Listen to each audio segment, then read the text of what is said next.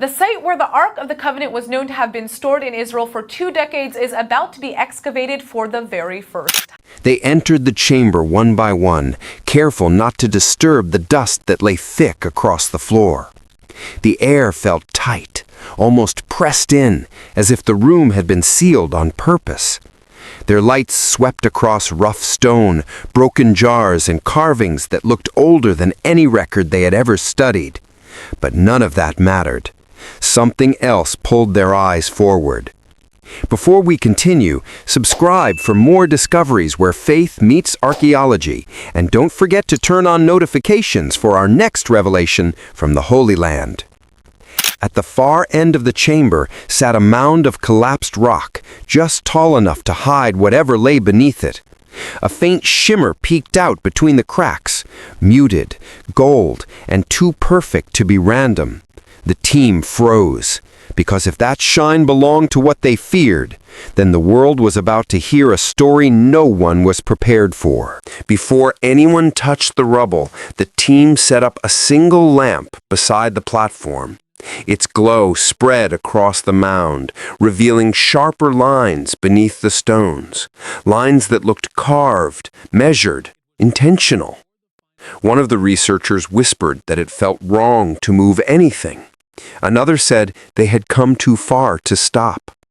With slow hands, they lifted the first stone, then another, and another. Each piece revealed more of the golden surface below, smooth and unbroken, as if time itself had avoided it. The room grew quieter with every motion, like the chamber was holding its breath. And when the final stone shifted aside, the shape beneath it became impossible to ignore. It wasn't random. It wasn't ordinary. It was a container built for something sacred. The lead archaeologist knelt beside the uncovered form, brushing away the last of the dust with trembling hands. Gold. Real gold.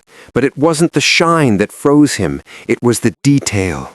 2 small figures faced each other across the lid, wings stretched forward, touching in the center. Cherubim, the same image described in ancient scripture. The team stared in silence. Every measurement, every design matched the forbidden artifact said to hold the very presence of God. One of them reached out, stopping just before contact. The air hummed faintly, a vibration so low they felt it in their bones. "Do you feel that?" someone whispered. And then, from somewhere deep inside the chamber, a soft echo answered back. 3 slow knocks. Every light in the chamber flickered. The hum deepened, steady, rhythmic, like the pulse of something alive. The team froze, waiting for the sound to stop, but it didn't. It grew louder, rolling through the walls like a heartbeat under stone. One of the researchers stepped back, her voice shaking. "It's coming from the box," she said. They aimed the lamp closer. Between the cherubim, faint symbols shimmered in the dust. Ancient Hebrew, carved with impossible precision. The lead archaeologist traced one with a gloved finger, then pulled away. The metal was warm, warmer than the air around it. That made no sense. He turned to the group. "This isn't just a tomb. It's a seal, and we might have just broken it." The hum faded as suddenly as it had begun, leaving a silence that felt heavy enough to touch.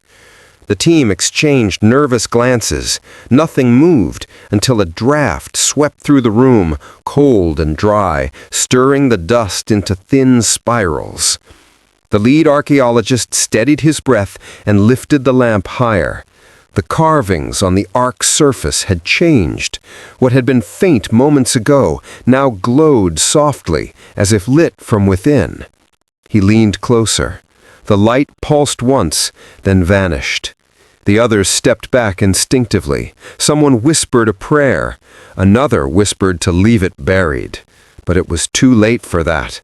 The seal was open, and whatever had been hidden here had already begun to wake. Later analysis would confirm what everyone in that chamber already knew.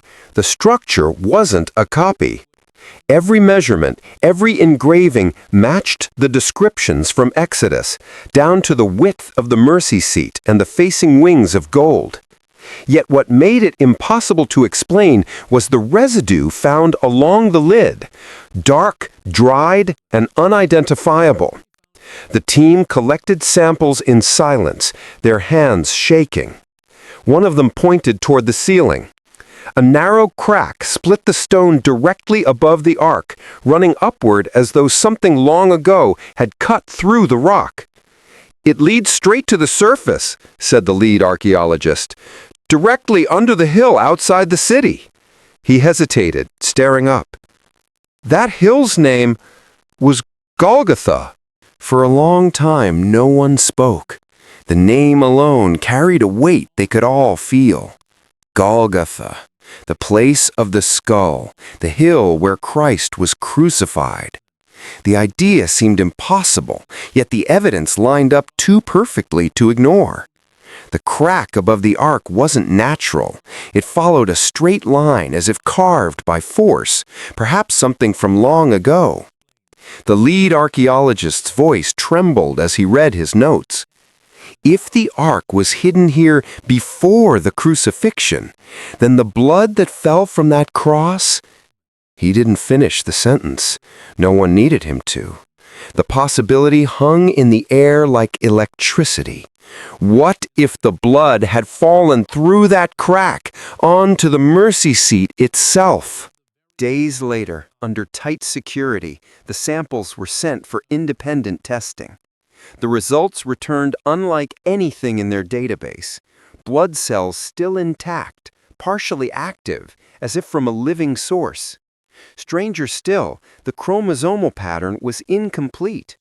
23 from a human mother, and a single Y chromosome that could not be traced to any man.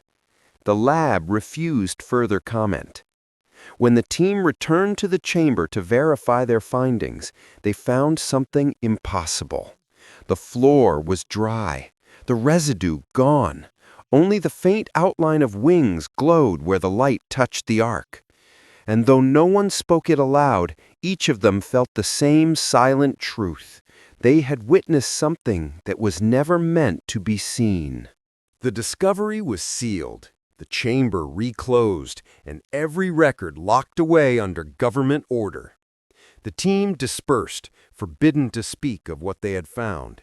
Yet rumors spread, of photographs erased, files deleted, and guards posted at the site. The official report called it an unidentified relic, nothing more. But those who stood in that chamber remembered differently. They remembered the warmth in the air, the sound that came from nowhere, and the faint scent of oil and smoke that lingered even after they left. One of them later said it felt as though the presence of God had passed over them and chosen to remain hidden, waiting, watching, for a time when the world would finally understand. Years later, whispers still circle among scholars and believers alike. Some say the ark was moved again, deeper into the earth. Others claim it remains beneath Golgotha, untouched, protected by something unseen.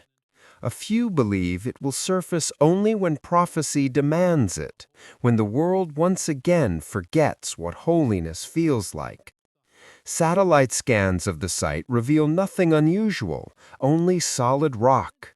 But one researcher swears the instruments fail each time they pass directly over the hill, as if something below rejects being seen.